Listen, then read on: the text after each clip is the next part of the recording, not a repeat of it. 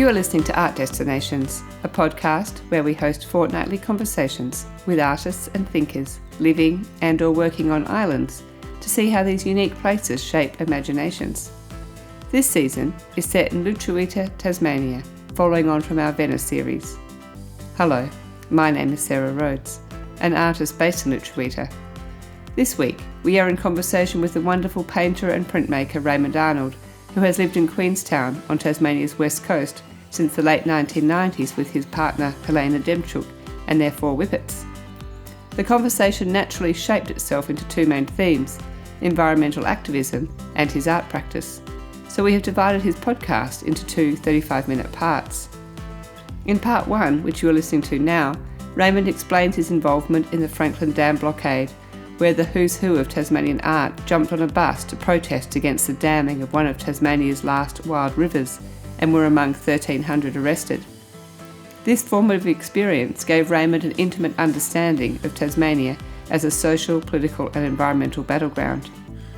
Raymond Arnold is represented by Australian galleries and Bet Gallery in Hobart. You can see Raymond's work on our Instagram page at artdestinations.podcast. Subscribe to Art Destinations on your hosting platform so you don't miss an episode, and even leave a review. Your contribution supports us. Thank you, Raymond, for coming on to Art Destinations. It's great to have you here. Okay, good morning, Sarah.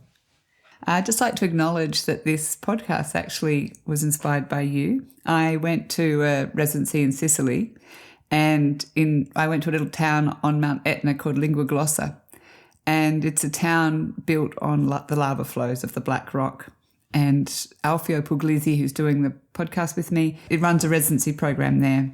And I had thought that there was a really strong relationship between what you're doing in Queenstown and what he's doing in Lingua. So I thought we need to kind of work out how to build this partnership or build this sort of relationship between the islands, because I thought there was a parallel between the islands of Sicily and Tasmania. And so here we are today. So it's great to have you along. Well, our volcanic period was several million years ago, I think, but is it still happening? It's still happening, that's right. And I was interested, I think I noted somewhere that it's on the north side of Etna, is it? So made me think of travelling on a big container ship down that western Italian coast. I was coming home from working in France, about 96 or something, and Etna was there standing proud and smoking away as we went through the Straits of Messina. So I guess I was looking up at that dusty, yellowy landscape of Sicily and that mountain. Well, when I went there last year, there was the 100th anniversary of the lava flow coming down the mountain and stopping just at the steps of the church. They were celebrating the miracle that it didn't go in. Mm-hmm. So I was just thinking what it would be like living in a town where you're always having this eruption, so it could happen at any time. Yeah, I guess those Indonesians that cultivate their fields up into those lava fields think the same thing, really. Yeah, okay. So you've defined your career as someone who is passionate about the west coast of Tasmania, specifically Queenstown. And for those listeners who have never been to Queenstown, I'm wondering if you could just describe the place for us.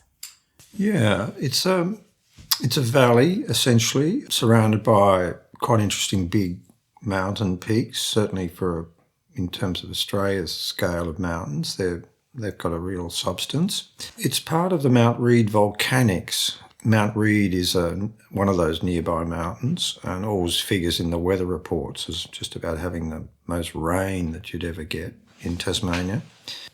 So the Mount Reid volcanics, we're all there.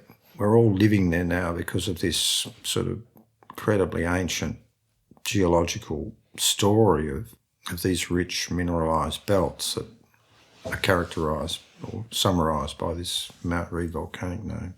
Because of that, it's a mineralised zone. It's been attacked, and certainly in settler culture in the last couple of 100 years, it's been worked over by interests in.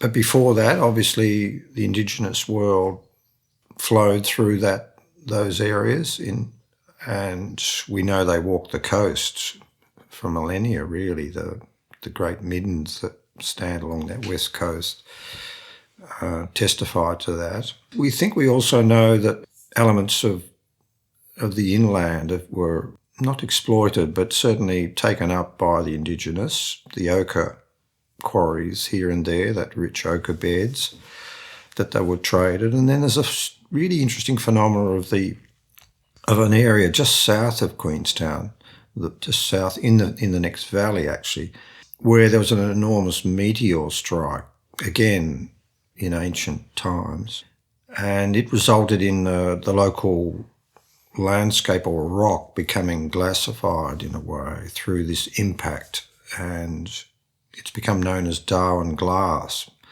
mainly because it's situated near another one of these mountains called Mount Darwin. And so with elements of this glassy, little shardy sort of material has been found in different parts of Tasmania. So again, it must have been a useful tool or almost an artefact for Indigenous people. And there's the remarkable cave in the Franklin Valley that initially was called the Fraser Creek Cave, but then became known as the Kutakina Cave, and which I went to on a sort of strange little expedition in 1987 to prepare some work for the Australia's bicentennial. So it's got deposits in there that are 30,000, 40,000 years old and testify to a culture living under glaciers, living in the bottom of these valleys as giant ice caps moved and shaped the landscape above them in a way. And Tasmania was mostly a sort of, if it wasn't ice, it was sort of tundra in a way. So credible historical framework that I live within, and then a sort of relatively recent environment of chaotic exploitation by miners, leaving credible legacy issues with rivers and the surrounding mountain landscape. I first went there as a teenager after walking through the mountains of the national park and the overland track, and it had such an effect on me, that walk and that experience of visiting Tasmania from living in urban Melbourne. That sowed the seeds of wanting to live here and work here. But I hitchhiked into Queenstown as that 17-year-old, and it was still a very big mining town then. The Mount Lyell Company was still working hard there, and there was a smelters there, big sort of smelters, and lots of industry, and the belching chimney thing, and it's become a bit of an icon of some of those early photos was in evidence. And so my connection began like I'm 74 now and I was 17 then. So, and then while I was teaching in Victoria as a young adult, I began walking most summers here, and I'd bring students that I was teaching, young kids over, and we'd walk the mountains. And we'd be passing through Queenstown. It was a pretty dark sort of place. The mine, the Mount Lyell Company, collapsed in about 94. Queenstown seemed to just slide into sort of mouldy neglect with lots of angry people there. But then another company came in called Copper Mines of Tasmania, and they thought they could make a go of that material that was obviously still there. And they were young, energetic people. The manager, Hamish Bohannon, was a big, tall guy, charismatic guy. He was great. I'd started bringing my university students there, and so this is why I know these people. I'd try and find these people and get them to talk to the students. The environmental manager was a Scottish woman, Isabel, and she was great too. So mid-90s, I had lots of contacts there. Every year I'd be there with young American study abroad students or Germans, and seeing it through their eyes all through that period. I found a little job come up at the art school, which was the break I needed to get to Tasmania on some sort of firm footing. It was a job, although I'd been looking through the 1970s at opportunities. And I'd recently shape-shifted from an art teacher to an artist by doing a sort of fairly late intervention into an art school in Melbourne. So I'd sort of developed a printmaking practice that allowed me to take up this little job at the art school, contract, part-time. The day after I got here to take up that job, Jeff Parr, the director of the art school, said, "Oh, Raymond, some of us are going to the West Coast tomorrow to be part of the Franklin protests." And so I found myself on a bus with art students and art teachers and art lecturers, and it was like an instant meeting of core people that were going to be important to me for the next decade or so. Gay Hawkes was sitting next to me, this little fiery redhead, and David Stevenson had only been in town a year from America, making pictures of hydro dams, and that was a big moment getting there. I'd already been a bit involved in the Franklin thing over that summer. After a big long walk, we'd been down to Strawn. So could you just quickly explain what the Franklin Dam protest was about? The Tasmania is, through the 20th century, after some initial, very early, in world terms, establishment of hydroelectric because of the rainfall, obviously, and the mountainous terrain. The first one might have been here, pretty close to where we're talking, in Duck Reach. Turn of the 19th into the 20th century, a power station and hydroelectric power development. But almost the second one was in the mountains in this valley that I live in now, using a glacial lake called Lake Margaret. And the Mount Lyell Company built their own hydroelectric power station. So hydropower becomes a sort of motif and an almost essential part of a sort of developing economy in Tasmania. And then a premier called Eric Rees, who'd grown up on the West Coast, really went mad on it.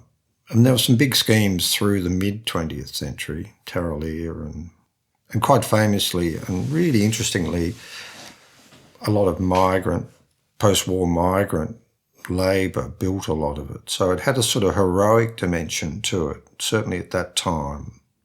Whole legions of Polish servicemen would march almost up into the mountains there in their uniforms, straight off boats into Devonport to start building pipelines and canals and huge dams.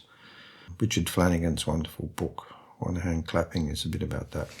Yeah, so hydro is such a sort of feature in a prescient sort of way as in today's terms, like this alternative energy source that's quite remarkable.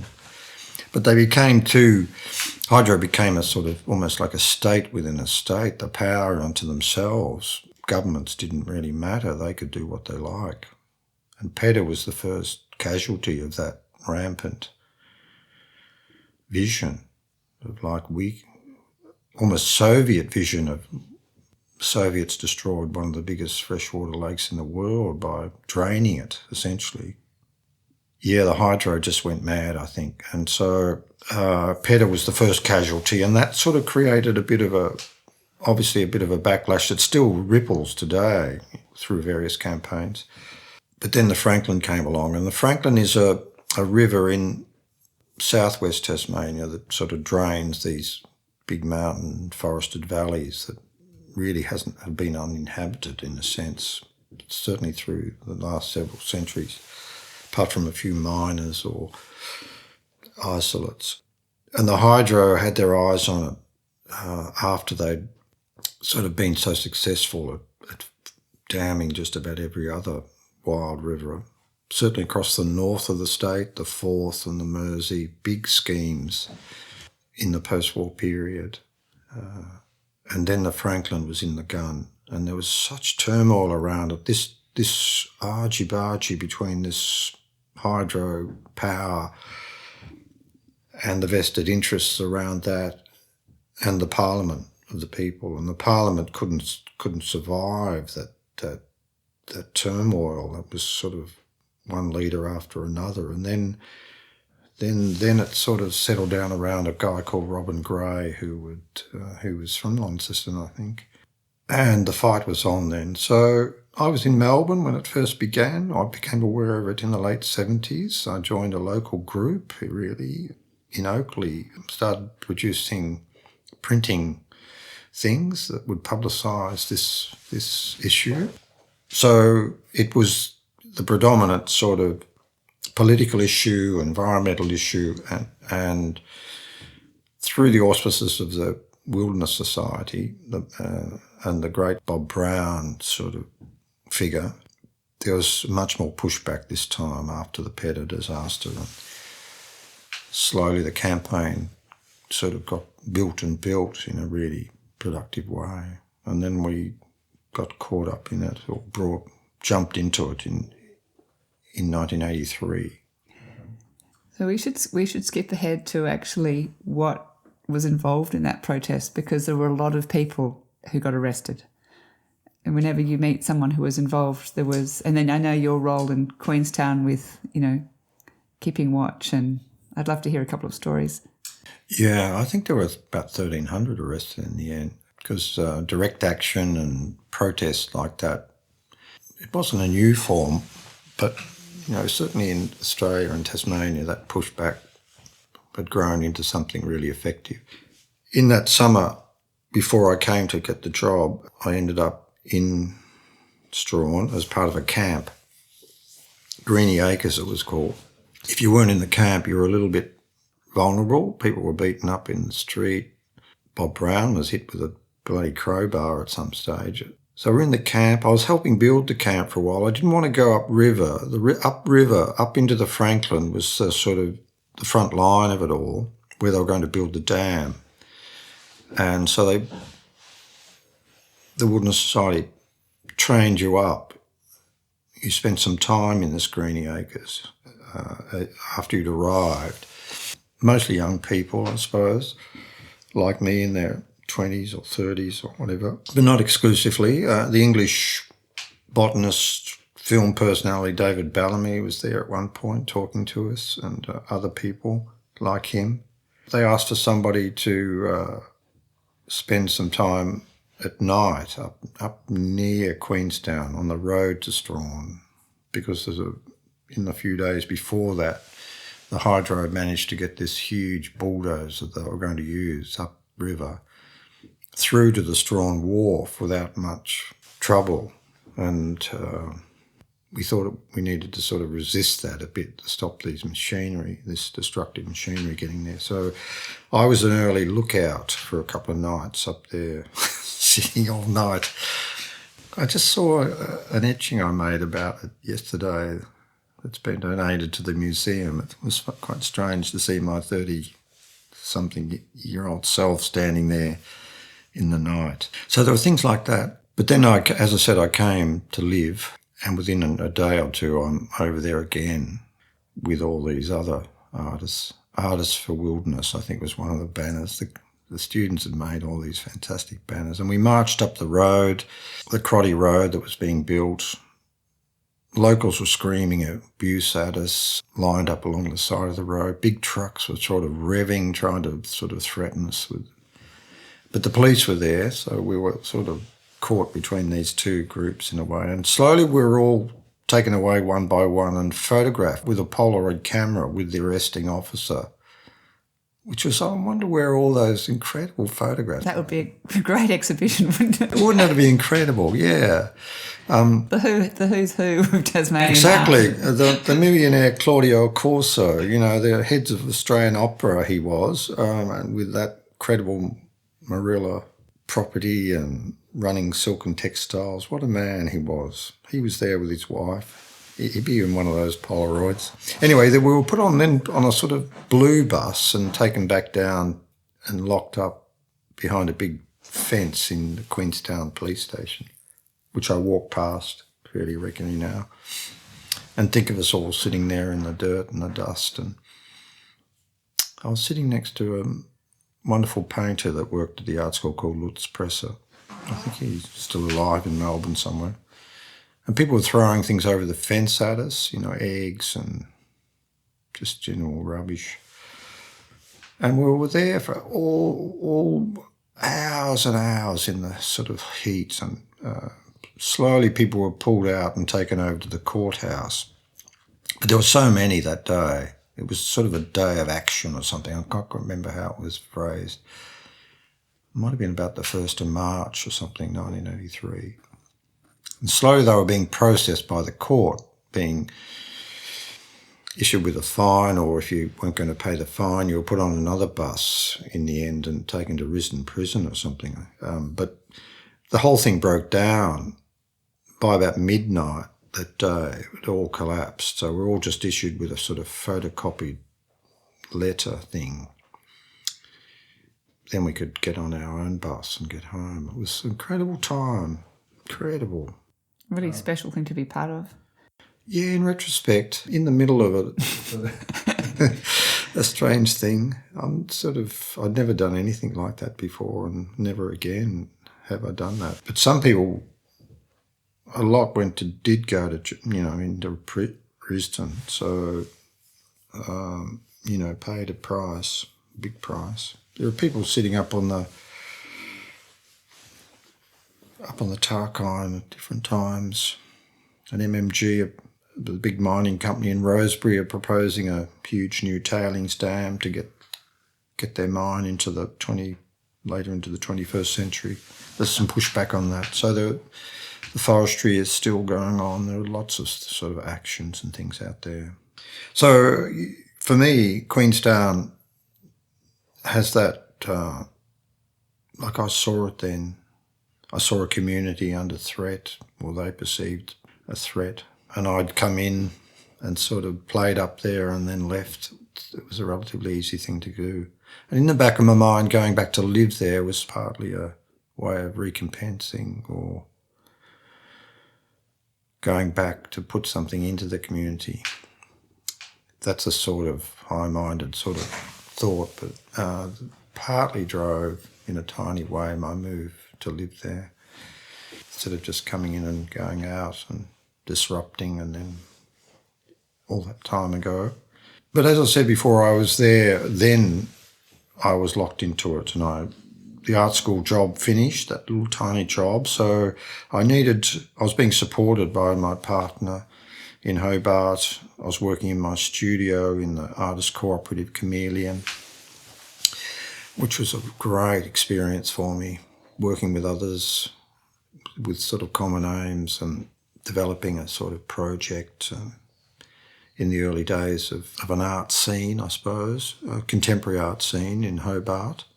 The art school was was the only place anything happened really in that zone until we started developing this contemporary art space, and a sort of nursery in a way. And the art school were great. They were very supportive through these really enlightened people. So I was there working with that, but still I had to try and make some living. And although we were heading for the bicentennial, the Australian bicentennial, there was a lot of action for artists in that.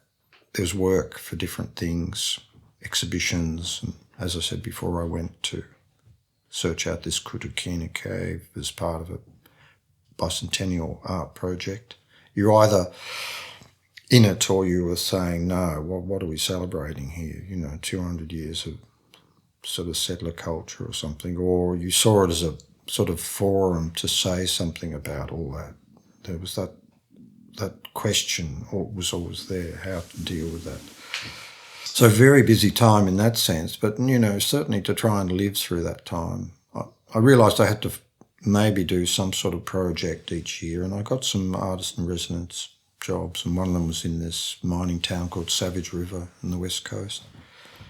I was a bit worried about it all, given my recent experiences there, but in the end I came to sort of understand and connect to a credible community of people working out in that landscape.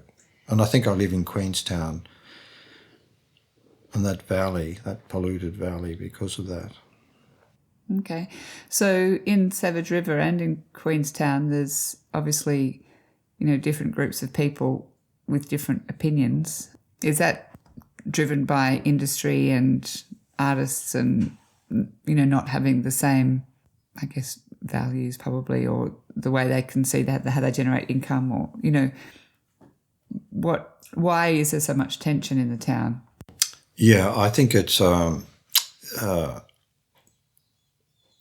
mixture of things. The mining towns themselves are pretty, in one sense, incredibly stable. There's generations of families connected through those places. But on the other hand, there's just as many people who have been there a year and will only last another year or 6 months. There's such a volatile in population terms.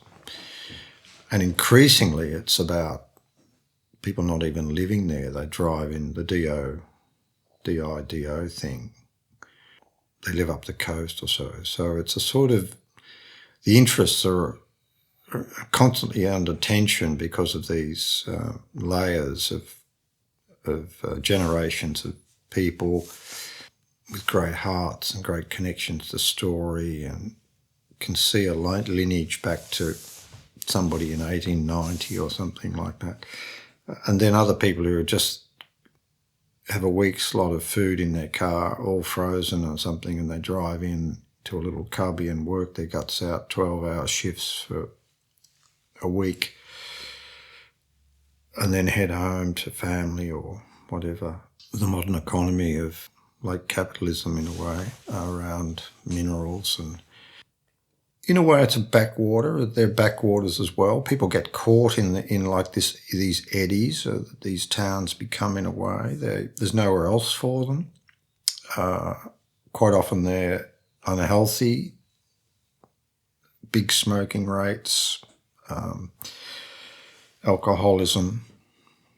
So there are lots of problems happening in a remote place, which exacerbates the problems as well, the access to services. And so people are being challenged all the time by their environment. So again, that leads to tensions and anger and whatever.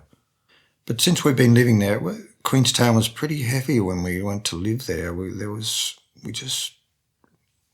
I used to joke in some ways. It wasn't quite a joke, but I'd be there till I was burnt out. And I meant it sort of as a sort of emotional burning out, but I meant it also possibly literally, because arson as a vengeful act was such a real thing there. If you fell out with somebody or didn't like somebody, or they'd burn your house down. So, and we saw it. It happened to a neighbour. Terrible. And there was sort of knife things and violence, yeah. It just seems, from memory, it was pretty tough initially. We seem to be in a good place at the moment. Yeah, there's a lot. Well, it's changed a lot, hasn't it? Dramatically for us over about 18 years. Solely focused on the mine, which was being run by a big Indian company.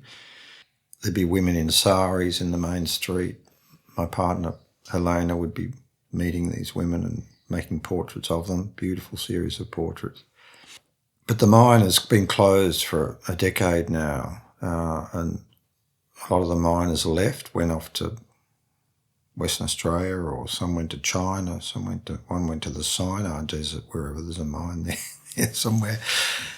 And it's sort of a little more diversified now, the economy. The train has come back on track, to literally and figuratively. And it's a sort of keystone. That tourist economy is functioning pretty well. Yeah, and something about the arts. Something's happened. A lot of artists have moved there probably because of you. Yeah, our initial aim was to go there and try and, I think we had part of our sort of aim was to create some sort of way of getting artists to come and try and address some of the environmental issues, certainly, that were there.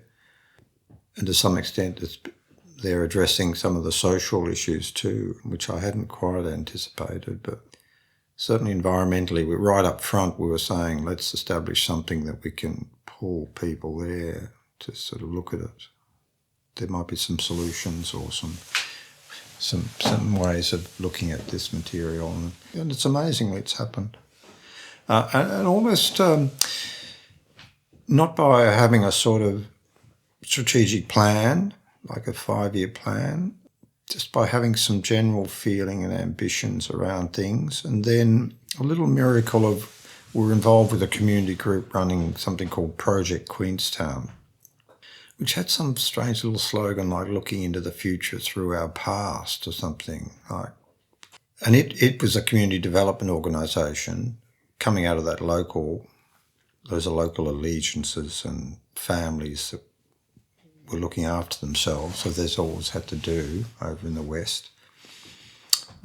Finding a way or make it is the sort of overused slogan for that, some of that stuff. And then we were at a meeting and we thought, let's have a festival or something.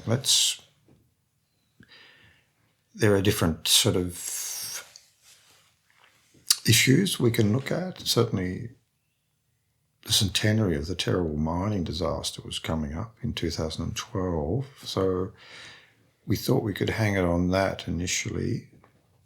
And they were a great success. We worked hard at it as a group, and and we were really, really pleased that it sort of drew a lot of past residents in. People knew they would meet the neighbour they hadn't seen for 20 years or so, because there's a credible Queenstown diaspora. It was such a big town. At one stage it had 2 workforces through the late 70s, 80s into the early 90s. It had the mining workforce, but also had this sizable hydro workforce building the dams we've talked about.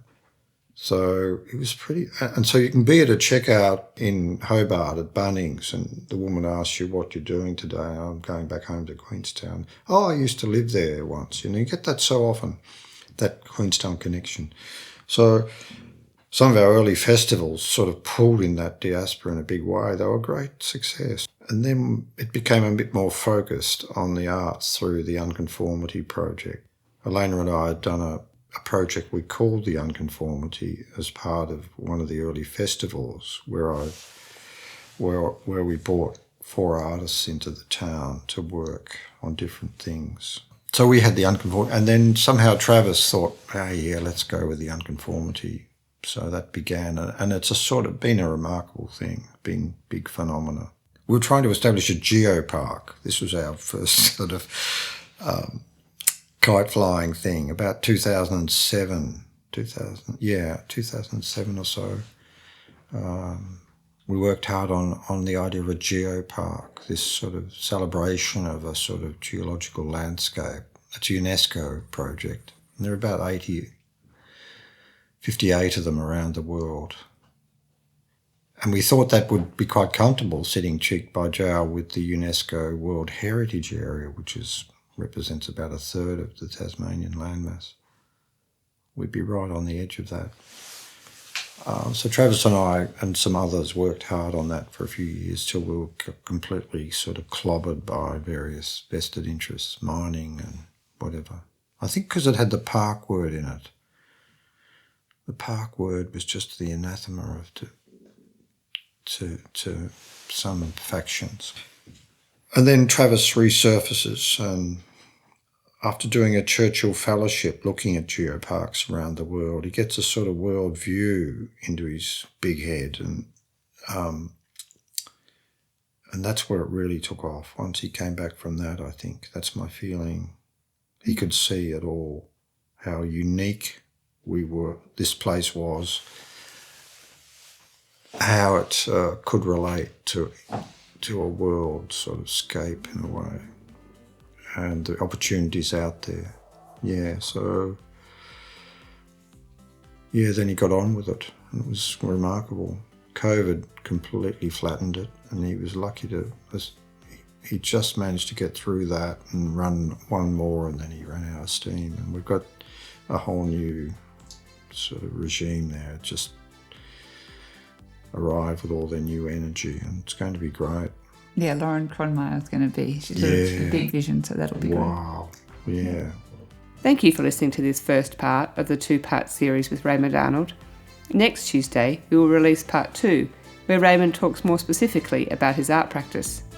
Be reminded about the next episode of Art Destinations Tasmania by subscribing to our fortnightly newsletter on our website, artdestinations.org. I'm your host, Sarah Rhodes. Ciao for now.